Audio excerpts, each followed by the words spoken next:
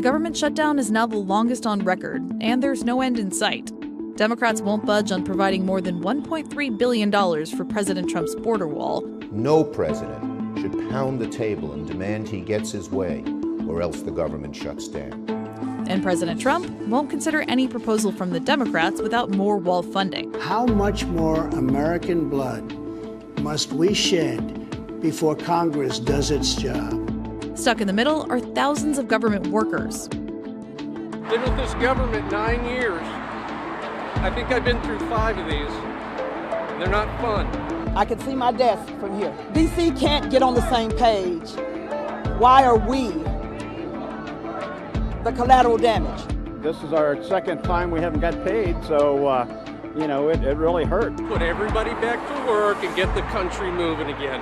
It's ridiculous. Thousands of so-called essential personnel like air traffic controllers and FBI agents are working without regular paychecks. But because most shutdowns in years past have only lasted for a few days, and because they haven't been as frequent as they are now, groups of federal employees are mounting legal challenges over working without regular paychecks. One lawsuit accuses the government of violating the 13th Amendment.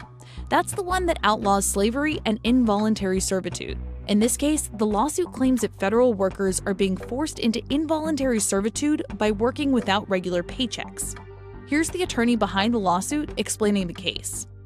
Obviously our plaintiffs are all federal employees who were deemed essential, who had to report to work, and were frustrated with the fact that they were required to work for no pay at a time when they had financial obligations. I really think that it came about just as, kind of some of these things do in conversation, just bouncing ideas back and forth, and somebody saying, this sounds just like involuntary servitude. And we said, well, you know what, that's exactly what it is. And we did the research, and, even though there's never been a case quite like this, it fits perfectly into the definition. And so we thought we'd bring it to the court and see what happens. The U.S. is now in uncharted waters when it comes to legal challenges against the shutdown because one has never lasted so long. The recent lawsuit regarding the 13th Amendment is a really novel challenge that we haven't seen before in other federal shutdowns. But now that we're seeing a longer period of a shutdown, more novel legal arguments are going to be made, and we're going to be watching that really closely and seeing if other arguments are going to appear in the coming days or weeks. What could also eventually change future shutdowns is going after a law drafted nearly 150 years ago. It's called the Anti-Deficiency Act. At the time, it was designed to reiterate Congress's power of the purse. Congress authorizes and appropriates funds, and the executive branch spends and implements those funds. But the Anti-Deficiency Act really wasn't thought of by Congress in its initial format as an employment law or regulating employment policy. And with shutdowns becoming more and more frequent, it actually is having a key role in employment policy when it comes to the federal government.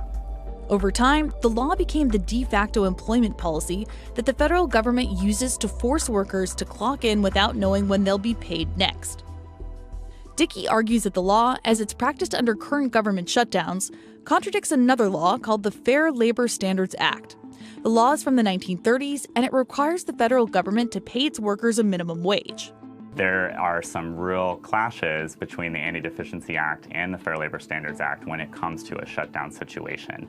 And we're currently seeing several class action lawsuits in the federal courts trying to work out that clash. So as the government shutdown drags on, watch the courts. If any of these challenges succeed, the next shutdown could play out much differently. But you never see a case in today's world where people are being forced at the threat of losing their property to work for free. It doesn't happen in today's world, and it shouldn't.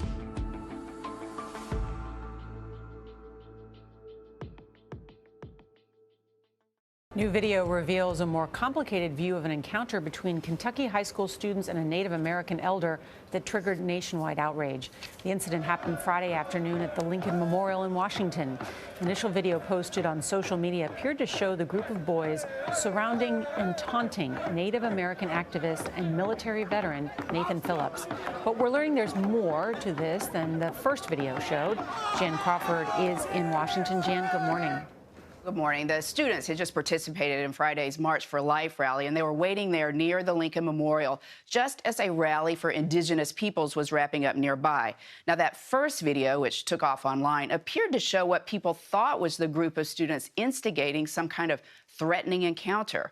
But new video tells a different story. This viral video of high school boys surrounding Native American activist Nathan Phillips, who stoically beat his drum, caused outrage. But a different video surfaced Sunday that showed what happened before the encounter. You little dirty crackers, your day coming. Your day coming.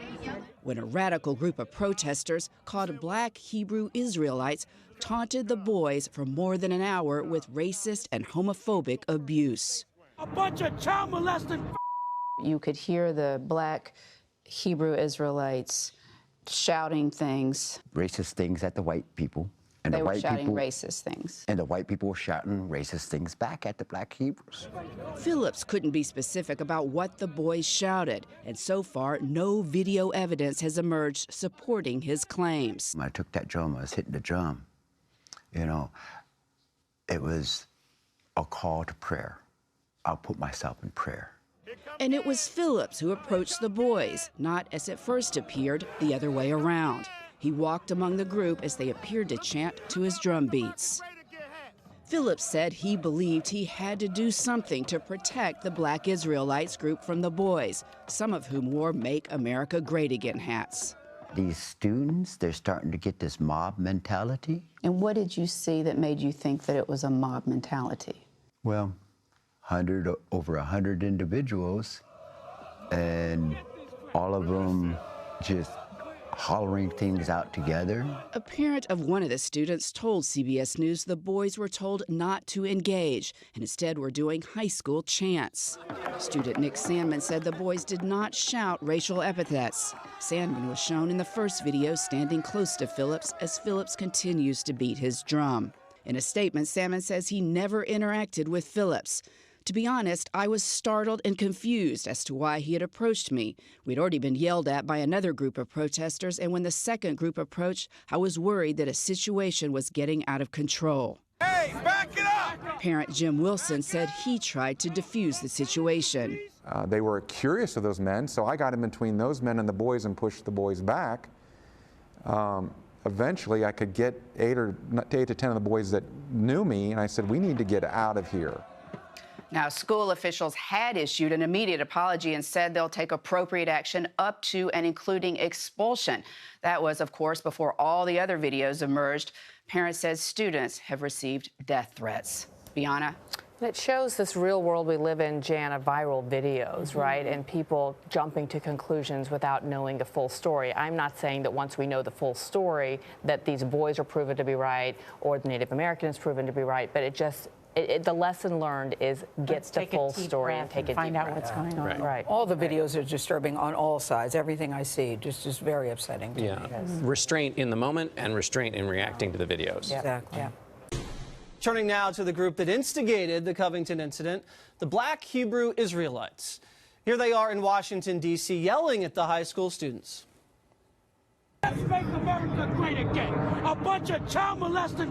Look at all these dusty crackers with that racist garbage on. Look at future school shooters. That's right. A bunch of incest babies. Biggest terrorist on the face of this earth is the pale-faced man, woman, and child. The Black Hebrew Israelites are described as a black nationalist hate group with militant overtones. They believe blacks are the true descendants of the biblical Israelites, and many of their sects are anti-white. Many here on the East Coast pretty familiar with the group who dress up in robes and preach their teachings on street corners. I happened to catch up with them in Philly about 2 years ago. President Trump, how are you feeling about it? How do I feel about President Trump? I think that white people put Trump in office, and that was the man that they wanted him to rule over their people. Right. But I think black people, Hispanics and Native Americans have a king that they need to obey. Right. And this is what my power said. Read Acts 5:29. Acts chapter 5:29. Then Peter and the other apostles answered and said, we ought to obey God rather than men. Joining me now, Katriel Ben Israel, a former teacher at Kol Sharit B'nai Nas Israel. I don't think I got the pronunciation exactly correct, but I did my best. Now, you heard the sound coming from people in your organization yelling at these high school students. Do you think that was appropriate? Well, first of all, that organization that you speak of is not representative of the whole nation of Israel. We're descendants by seed, by heritage of this people called Yisrael. So you condemn these people that were hurling that kind of hateful language at the students? Well, I don't know if it's quite hateful. It wasn't quite hateful.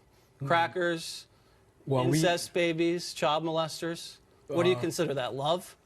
Well, they have a way and a style that they bring their message to the people. What's that message, though? That's a hateful message. That's their style.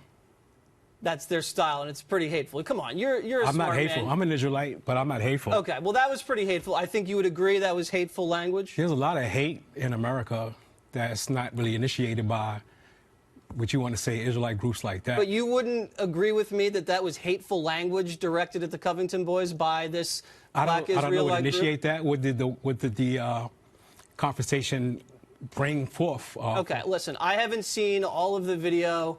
I've just seen what was said to the Covington boys. We didn't see anything coming from the other side directed at the black Israelites. It's basically slanted. We don't know why they responded in the way they did.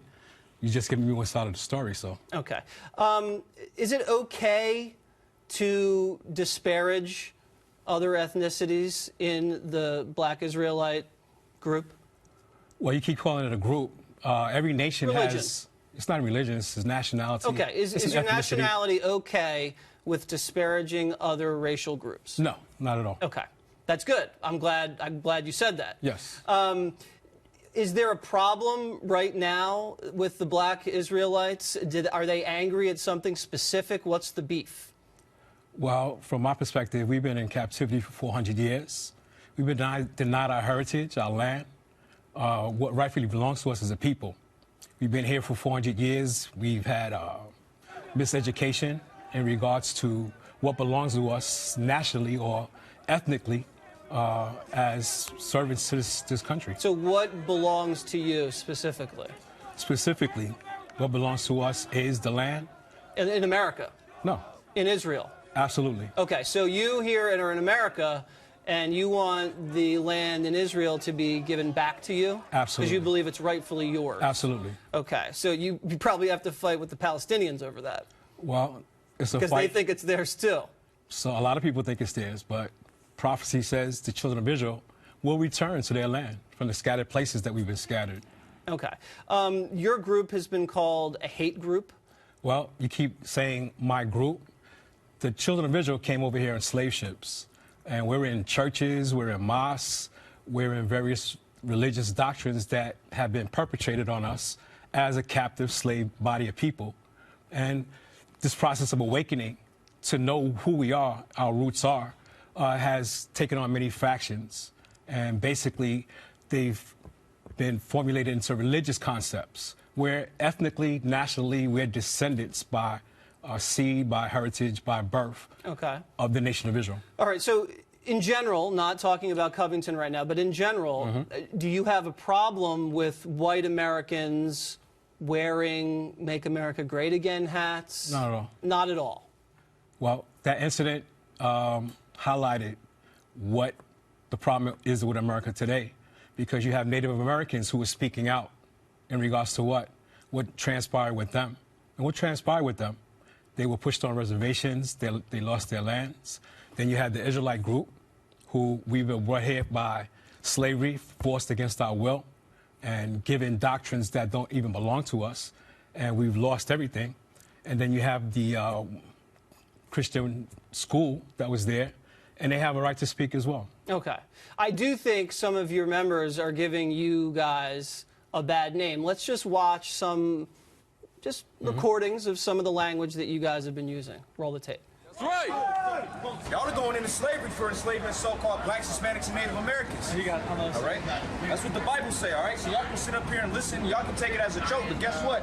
All the atrocities that was done to our people, it's going to be done to you times 2. All the cops. Hey, don't touch me. Hey! That is uncalled shit. Get out of here. That's right.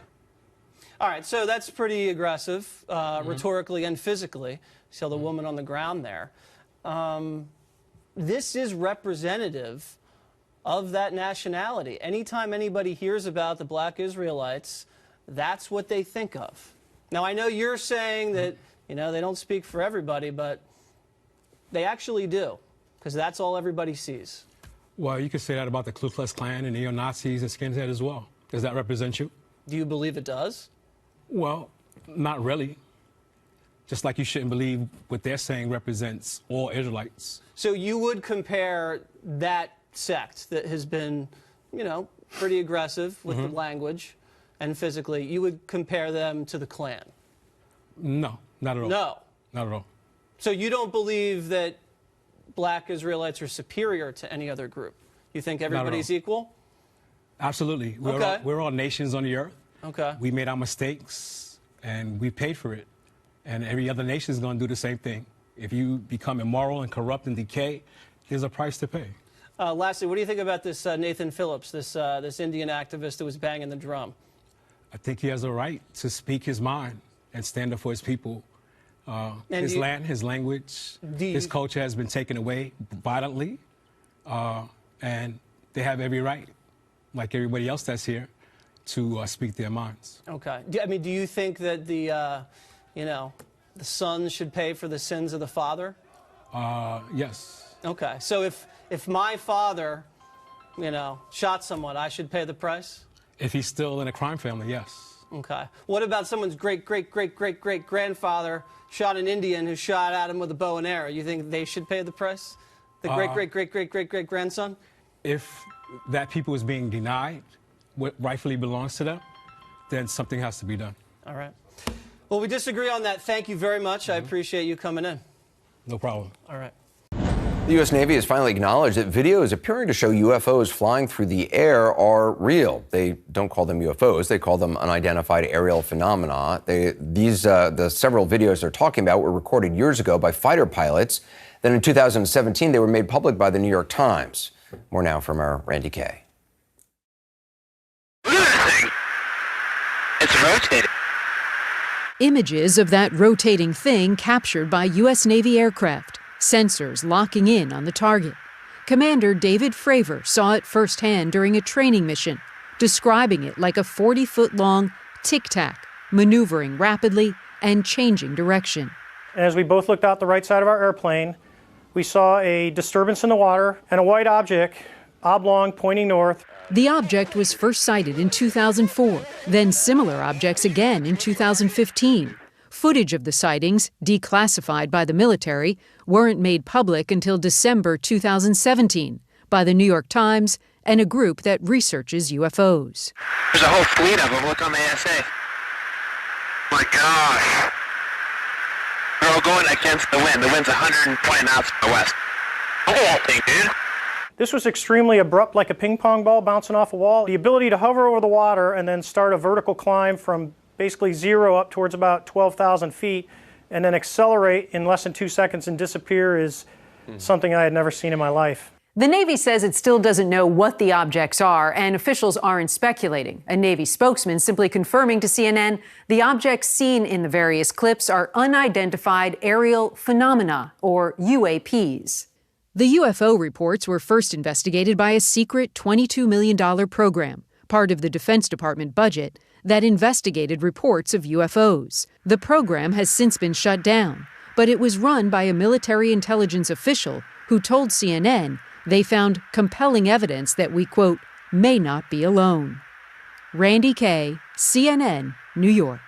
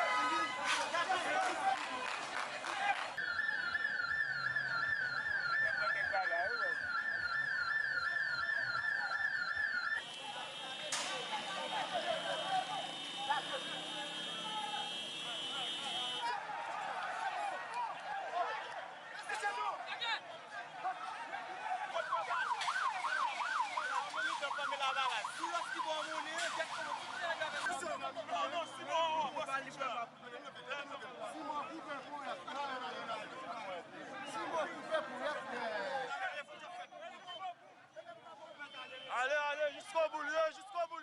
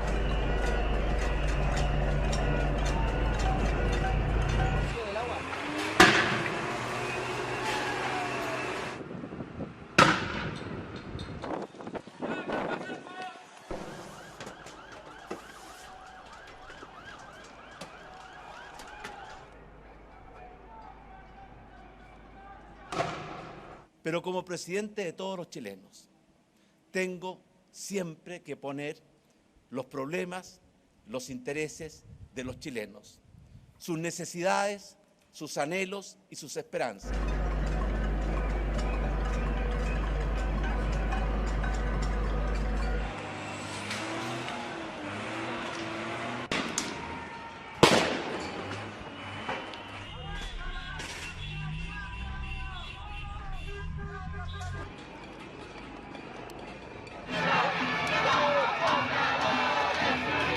Es una gastadera enorme de millones de dólares, viendo que la ciudadanía, el pueblo se está manifestando por dignidad, por 30 años que nos han robado todo.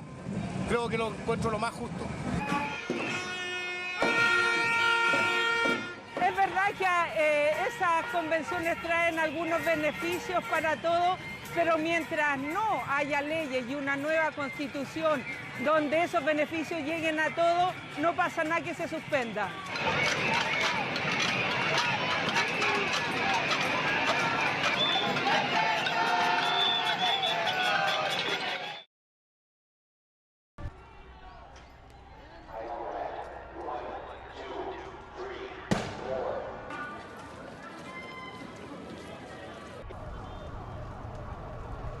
Nos coge a nosotros, a los pobres, directamente meternos la mano en el bolsillo y subiendo la gasolina y el diésel.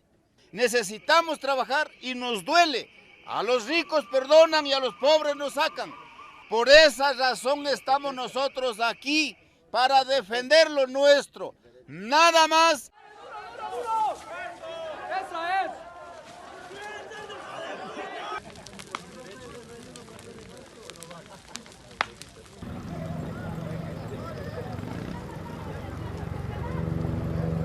Tenemos que levantar hasta que solucione este problema. Vamos a levantar, no vamos a dejar todo, vamos a levantar hasta que firme, hasta que baje la gasolina. Todo tenemos que levantar.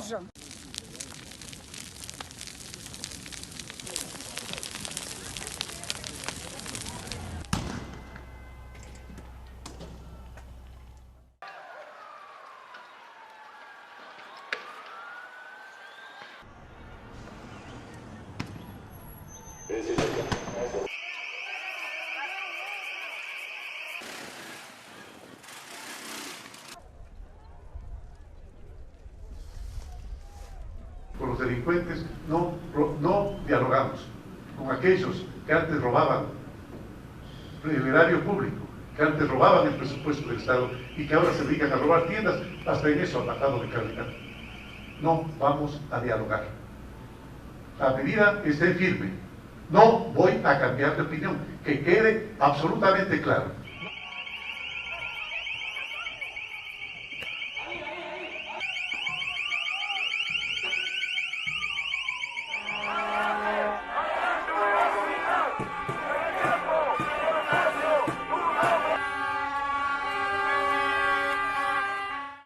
What's been happening?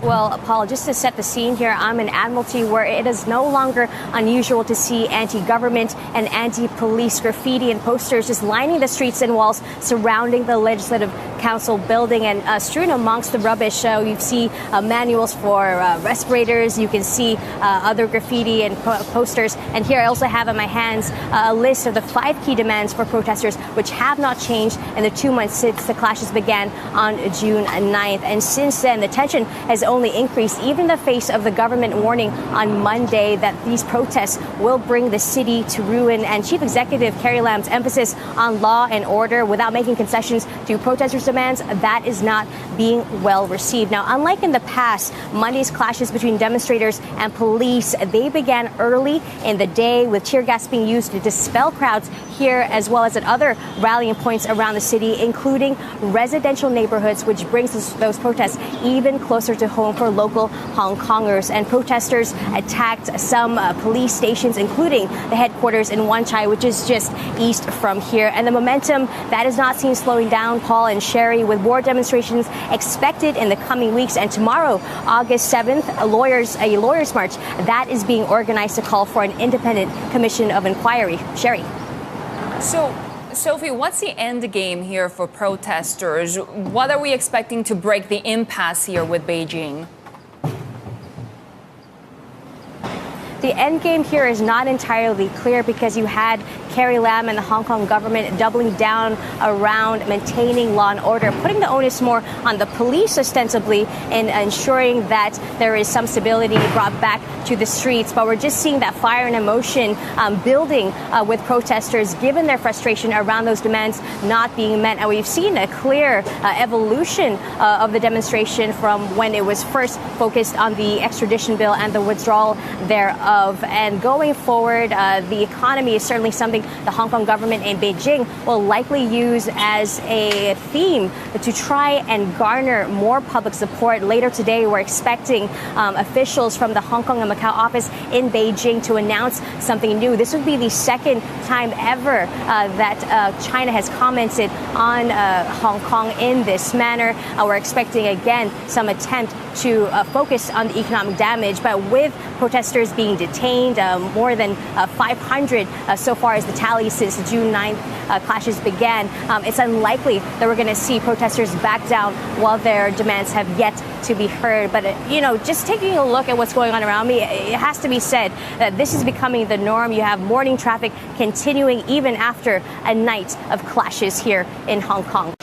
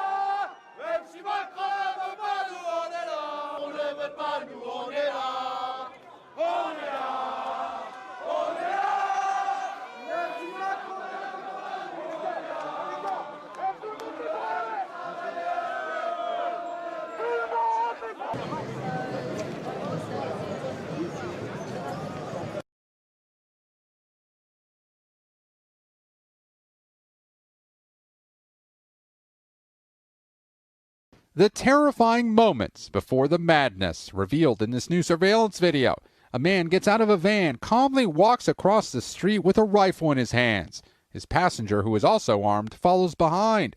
Pedestrians scramble in terror as the two enter a kosher market. One man escapes. Police say he was shot and is the only survivor. Investigators say this man, 47-year-old David Anderson, and an accomplice identified as 50-year-old Francine Graham, were the shooters. After a 3-hour standoff, police found both suspects dead in the store, along with 3 victims, identified as 24-year-old Moshe Deutsch, 31-year-old Mindy Ferenc, the wife of the store's owner, and 49-year-old Miguel Rodriguez. Though police have not yet officially determined the motive, 3 law enforcement sources tell WNBC that the van contained religious writings and that Anderson was a one-time follower of the Black Hebrew Israelite movement, which has been labeled anti-Semitic by analysts who track hate groups. Online posts tied to Anderson and seen by NBC News pushed anti-Semitic conspiracies and advocated for violence against police officers. It's hard to argue anything other than this person or these people being motivated by anger and hate towards Jews. Even President Trump referencing anti-Semitism directly. We vow to crush the monstrous evil of anti-Semitism whenever and wherever it appears. This man wonders if the primary target was not the store, but the synagogue next door. The assumption is that they may have mistaken the synagogue and they entered the grocery store instead. Yossi Steinmetz was inside that synagogue, which houses a daycare center, and it was locked down during the attack. The kids were very terrifying. It was not easy for them. I mean, it's scary. I mean, it sounded like it was like a war zone. Overnight, thousands gathering to lay two of the victims to rest. A community bound by faith, now praying for peace.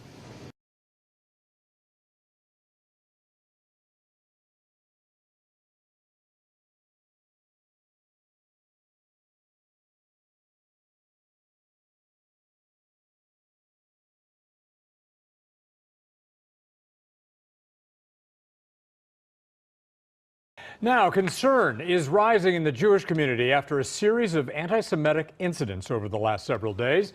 CBS 2's Amy Johnson shows us and has reaction from local Jewish leaders.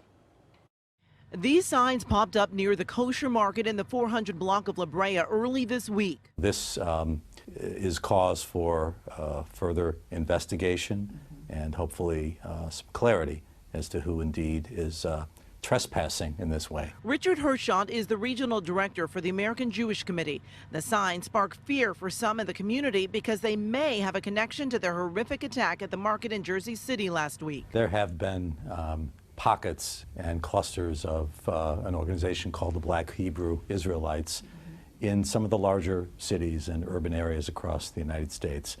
Whether or not there is any link whatsoever to